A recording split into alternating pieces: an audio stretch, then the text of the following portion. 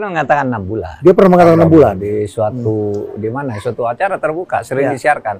Ini katanya orang-orang nih ngeritik saya ndak berbuat apa-apa, korupsi dibiarkan katanya. Tunggu dong 6 bulan. Ini kan baru 2 bulan. Nah, dia bilang gitu kan.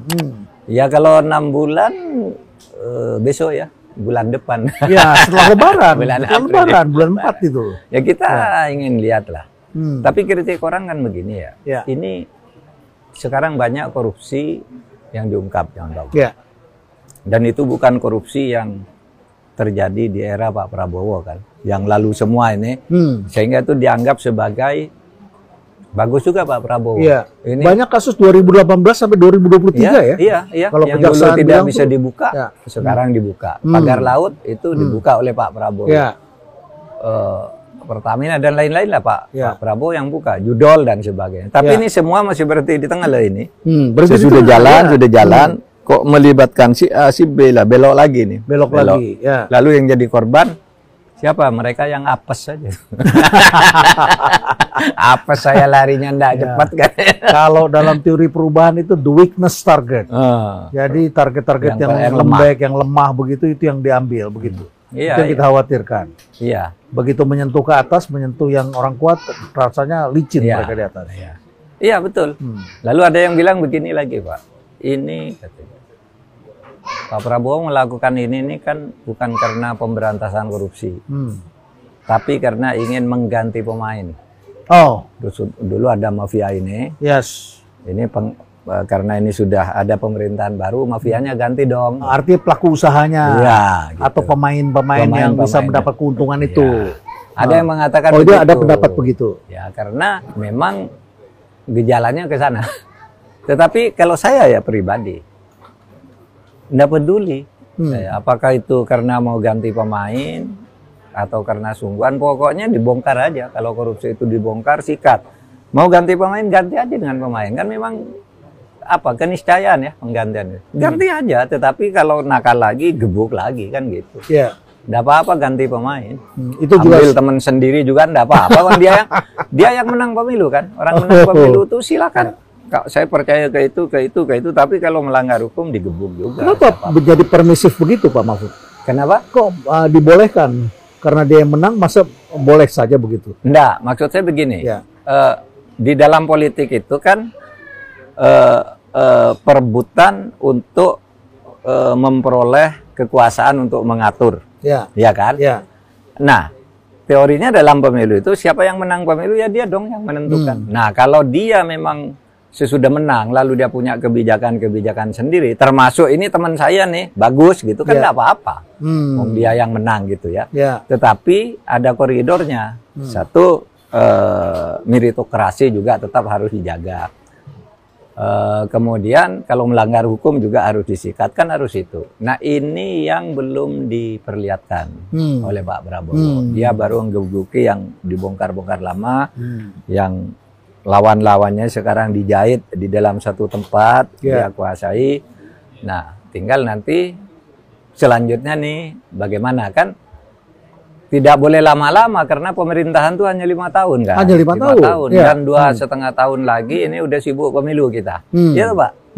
Tahun 2028 awal atau pertengahan 2027 Pak, itu udah orang sibuk pemilu semua. Semua sudah pikirannya ke pemilu berikutnya. Pemilu berikutnya. Oleh sebab itu tidak. Berarti tinggal 3 tahun. Iya. Berarti Pak Prabowo tidak perlu berlama-lama kalau memang yang saya duga itu strateginya mengumpulkan dulu biar dia gampang ngetoki yang lain. Nah ini juga kemudian dilepas. Nah persoalan orang sekarang kan ini kalau Pak Prabowo benar mau memberantas korupsi kan gitu yang selalu muncul. Kenapa orang-orang yang di sekitarnya itu yang ada di sekeliling dia yang sudah jelas menurut public common sense gitu ya. Common enemy. Iya, sudah common enemy ini. Kenapa dia dilindungi terus? Kok tidak dilepas saja? Gitu. Saya tahu kalau kejaksaan itu kalau dilepas itu diambil, Pak. Ya, saya tahu apa psikologinya di kejaksaan itu. Kalau presiden minta ini dibuka, gitu, buka, Pak. Tapi kalau presiden tidak, nah ini menahan diri juga meskipun secara hukum harus dibuka, gitu. Dan itu gejala seperti itu sudah banyak terjadi. Jadi dengan kata lain sebetulnya kejaksaan tahulah siapa-siapa yang bermasalah. Oh tahu Pak. Tahu ya, sudah tahu, siap, Pak. tinggal dibuka saja. Pak, kejaksaan tuh jago loh Pak. Ya. Mengkonstruksi hukum, membangun anatomi kasus itu Pak. Saya bersama mereka itu udah lama. Jadi mereka untuk hal-hal begitu tuh sangat pandai gitu ya. Asal presiden juga mendukung gitu. Saya pengalaman dengan kejaksaan membongkar banyak kasus itu kan. Saya tahu bahwa ada pengaruh-pengaruh politik yang bisa menyebabkan Kejaksaan Agung itu kencang atau Kejaksaan Agung itu lambat atau Kejaksaan Agung bahkan belok. Itu politiknya di mana? Dari partai atau dari orang per orang atau hubungan orang-orang? Bisa dari partai, bisa dari orang per orang. Bisa dari atas, bisa dari bawah. Bisa dari atas, bisa dari bawah. Jadi masuk begini, misalnya satu kasus nih, Kejaksaan mengatakan ini, wah ini masuk. Tetapi kadang-kala ini tidak segera diumumkan karena nunggu isyarat istana. Saya tahu ada yang begitu dulu, sehingga saya datang. Loh ini kalau ditunggu-tunggu, biasanya dianggap pemerintah melakukan perintangan terhadap penegakan hukum. Maka ini harus dilepas, ini harus ditersangkakan, harus apa. Saya sering begitu dengan Kejaksaan Agung. Termasuk kasus-kasus berat yang besar itu, koordinasi kita begitu. Kita memberi dorongan Kejaksaan Agung, ayo berani, jalan gitu. Ya. Jadi selevel Menko saja bisa saja ada lagi kekuatan yang lebih besar di bawah. Oh bisa ya, begitu. Sudah jelas di atas Menko kan ada istana. Ada istana, gitu, ada istana dan istana itu banyak orang-orangnya juga yang bisa bicara menggunakan presiden. Nah, itu bisa dan itu biasalah di dalam pemerintahan. Zaman Pak Harto kan juga begitu. Begitu presiden bilang, enggak ini hanya kasus administratif. Kan dulu ada kan kasus banyak menteri juga korupsi gini. Menteri menggunakan dana ini gitu kan. Ribut masyarakat, Kejaksaan Agung mau bergerak, presiden bilang, enggak ini isunya administrasi sudah diselesaikan di istana kan gitu. Nah, yang begitu tuh masih Pak, masih bisa digunakan gitu. Tapi kekhawatiran publik belakangan ini muncul dalam pertanyaan-pertanyaan kepada kami juga adalah tentang bagaimana sekarang sudah menyentuh tokoh-tokoh yang dalam tanda kutip kalah. Kalah ya. Dalam peristiwa demokrasi kemarin. Dan ini tentu mengkhawatirkan. Ini kita lihat kan, dimulai dengan Tom Lembong. Tom Lembong ini dulu adalah sahabat dekat Pak Jokowi yang menemani presiden kemanapun pergi ke luar negeri, dan ketika presiden tidak bisa berbahasa Inggris atau tidak bisa menjawab atau ragu-ragu menjawab, dia bilang saya mempunyai menteri yang saya beri kesempatan dia yang menjawab, gitu ya. Betul. Dan dia membawa network Harvard-nya begitu di dunia internasional. Kemudian setelah itu kita lihat lagi kasus yang lain. Ini kasus ini menimpa Ridwan Kamil. Ya kan, kalah dia. Ya kan. Tadinya hampir pasti menang kan lawan Kota Kosong di Jakarta. Ya. Kemudian yang ketiga adalah Hasto. Ya juga ini kalah partainya begitu ya. Dan ini sudah mulai menyentuh begini dan sekarang sudah beredar rumor bahwa sebentar lagi akan dipanggil petinggi-petinggi partai PDIP. Ya. Kemudian juga ada beberapa mantan gubernur yang juga kalah, begitu ya, dan lain sebagainya, atau wali kota lah begitu ya. Ini kan bukankah ini sesuatu yang mengkhawatirkan kalau polanya seperti itu? Apakah ini ada polanya, Pak Mahfud? Iya, sangat mengkhawatirkan gitu. Dan ini sepertinya pola agak baru ya. Yang dulu-dulu kalah ya kalah, hilang gitu ya, hilang dari peredaran gitu ya. Nah sekarang nih yang kalah-kalah ini rupanya lalu dijadikan lawan. Saya tidak tahu itu apa maksudnya. Apakah biar dia tutup mulut atau apa gitu. Karena saya mengatakan kasus Hasto Pak, misalnya, atau Ridwan misalnya, itu bukan kriminalisasi. Bukan kriminalisasi. Bukan. Indikasi korupsinya itu memang ada. Yang mana, Ridwan atau yang Hasto? Yang Ridwan ini BJB-nya sudah ada indikasi korupsi. Yang Hasto juga. Dulu saya katakan Hasto itu bukan kriminalisasi. Memang tahun 2020 sudah ada 2 isu menyangkut Hasto. Satu diberitakan dia itu menyuap, yang kedua merintangi. Kan sudah ada tahun 2020 kasus itu. Sehingga saya katakan kasus Hasto bukan kriminalisasi, tapi politisasi. Politisasi. Karena kalau kriminalisasi itu orang tidak berbuat apa-apa, dicarikan pasal agar menjadi berbuat. Gitu kan, itu kriminalisasi. Mengkriminalkan orang yang tidak jadi pasal kriminalnya. Nah kalau politisasi itu ya tebang pilih itu. Kenapa kok baru sekarang Hasto? Dulu kenapa dirintangi? Kok sekarang Hasto dibilang merintangi? Dulu untuk menegakkan hukum terhadap Hasto kok dirintangi? Ini gitu kan Pak. Jadi pantas dong kalau dia teriak bahwa dia ini adalah tahanan politik. Iya, makanya politisasi, bukan kriminalisasi. Kasusnya memang sudah ada dan 2 hari lalu udah muncul di dakwaan jaksa. Dakwaan jaksa itu mengatakan Hasto itu katanya menyediakan uang untuk menyuap Wahyu KPU itu 400 juta.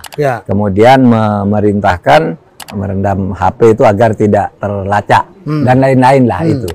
Jadi itu kasus lama sebenarnya, orang sudah tahu dulu bahwa itu dulu masalahnya. Sekarang baru muncul di dakwaan. Itu kan politisasi. Kenapa yang lain tidak nih? Ada yang lain kan, Pak? Bapak ingat ada seorang nyerahkan uang tunai ke kantor Kejaksaan Agung 27 miliar kan? Ingat ada kan? yang menyerahkan. Menyerahkan iya. Menyerahkan mengembalikan. Mengembalikan karena dia ngurusi perkaranya semula mau menjadi kuasa hukumnya atau pengacaranya si Johnny Plate. Nah, sesudah kasus ini terbongkar, lalu mengarah kemana-mana. Itu baru diangkat jadi menteri. Nah, dia baru diangkat jadi menteri. Masih muda uangnya. Pak, ini uang 27 miliar jelas diserahkan ke Kejaksaan Agung. Artinya ada kasusnya sebetulnya. Ada kasusnya. Sekarang ini tidak pernah dijelaskan itu uang apa. Ada korupsinya, koruptornya tidak ada. Korupsinya udah di depan mata. Koruptornya tidak diangkat. Coba. Itu bagian ini dari kan politisasi. Politisasi. Kalau mau ini dong dulu. Kenapa kok ke Tom Lembong? Yang setingkat menteri perdagangan itu kan banyak. Sebelum dia dan sebelum 2014 2022 sama kan? Banyak. Semuanya sama kasusnya. Semuanya sama melakukan hal yang sama. Impor gula. Iya, ada yang sudah dipanggil ke Kejaksaan Agung sekian, sudah beredar sprindiknya dan itu masuk akal gitu. Cuman yang lain belum kalah hari ini. Nah iya, makanya. Kalah, Nah ini tidak sehat bagi penegakan hukum kita sekarang. Gini, kalau ini dibiarkan, Indonesia akan rusak karena pada hasil pemilu berikutnya orang akan melakukan hal yang sama. Berulang. Karena begitulah caranya. Tahun kemarin begitu, saya harus begitu. Nah yang sekarang kan meniru yang kemarin. Melakukan apa yang disebut autokratik legalism. Kalau ingin sesuatu, ini yang kemarin kalau ingin sesuatu, dia tidak punya dasar hukum, dibuat hukum agar dia benar. Kalau ingin sesuatu, hukum yang di depannya menghalangi aturannya, hukumnya yang diganti. Nah ini kan seperti sama dengan sekarang ini akan berlangsung begini terus kalau Pak Prabowo tidak menghentikannya. Dan ini ada di tangan kita, berharaplah Pak Prabowo bisa melakukan. Ini sejalan dengan buku How Democracies Die, karya Stephen Levitsky dan Daniel Ziblatt. Apa itu? Yang dia mengatakan bahwa demokrasi perlahan-lahan mati karena dilakukan oleh oknum-oknum penegak hukum, oleh para politisi yang kalau tidak ada peraturannya maka dibikin peraturannya.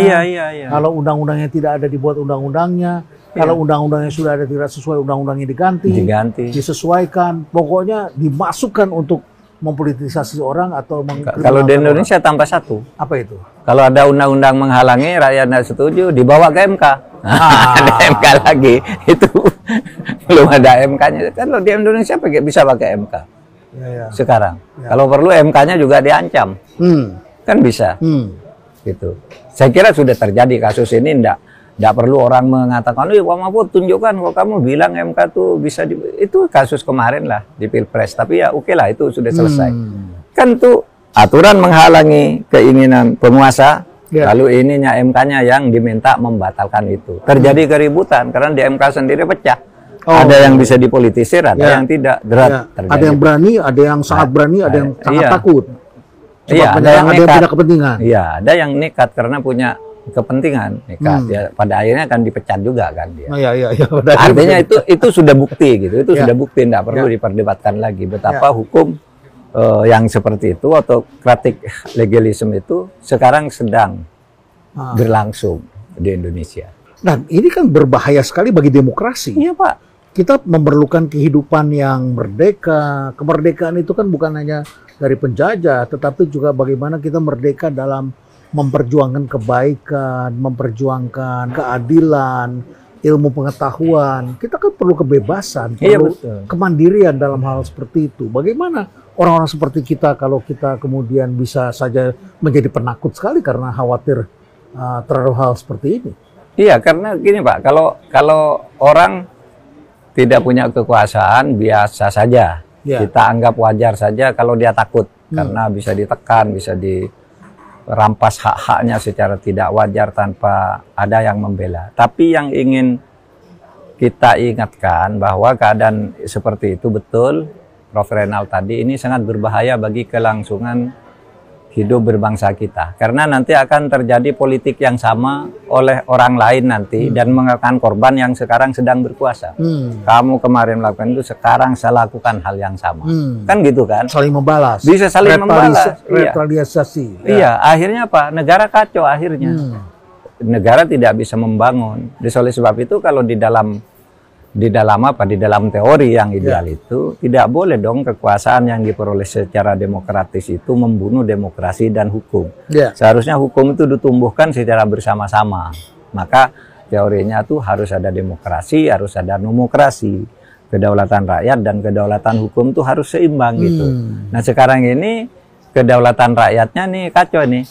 Yang rakyat di bawah dibiarkan anarkis, yang di atas sewenang-wenang kan gitu. Nah itu yang berbahaya kalau itu diterus-teruskan. Gitu. Siapa yang harusnya mengawal ini, menjaga ini, membuat ini menjadi suatu barisan yang kokoh, yang kemudian akhirnya kita bisa ada supremasi hukum, kemudian kita bisa melihat demokrasi berjalan dengan baik. Siapa yang harus menjaga ini? Seharusnya ini, bukan senyatanya. Seharusnya ya kan partai politik fungsinya itu kan sebenarnya. Partai politik itu tugasnya mengawal demokrasi, mengawasi pemerintah dan sebagainya. Tapi sekarang kan sudah campur baur nih antara partai politik dengan pemerintah, legislatif dan eksekutif. Jelasnya sudah tempatnya, batasnya sudah semakin tidak jelas gitu.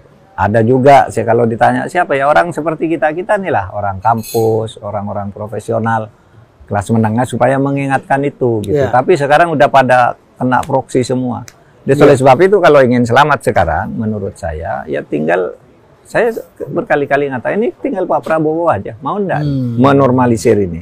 Kalau Pak Prabowo mau ini semuanya akan normal kembali dan itu akan menjadi jasa besar bagi Pak Prabowo untuk bangsa dan negara. Kan gampang kan?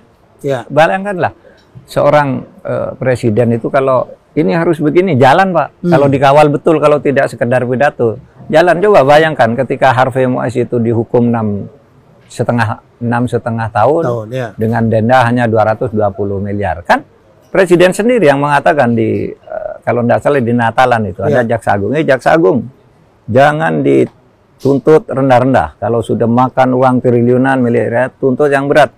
Naik banding ya. Mau dihukum 50 tahun ya, katanya kan kita itu Pak sangat manjur kata Pak Prabowo. Karena langsung double, langsung maksimal. Tidak bisa orang dihukum 50 tahun, maksimal 20 tahun atau kalau di atas itu mati atau seumur hidup. Ini langsung dapat 25 tahun tertinggi, ini didobelkan. Tapi kan berbahaya sekali kalau pemimpin yang bukan bertanggung jawab langsung kepada Tuhan bisa sangat berkuasa terhadap hukum seperti itu. Ya kan sebaiknya itu adalah profesinya kan hakim. Hakim adalah profesi yang langsung bertanggung jawab, langsung jalur tol ke Tuhan. Dan dia atas nama Tuhan mengambil keputusan berdasarkan undang-undang dan keadilan. Dia melakukan seperti itu. Sementara sekarang publik itu diwarnai oleh kerancuan berpikir karena penegak hukum pun juga menggunakan public relations. Dan kita kemudian disuguhkan janji bahwa ini kerugiannya besar sekali. Dan kemudian kita masuk dong, amarah kita. Ya, jadi katakanlah ketika 271 triliun Pak Mahfud. Tapi setelah sidang-sidangnya saya jadi bingung. Nah, masyarakat bingung ya.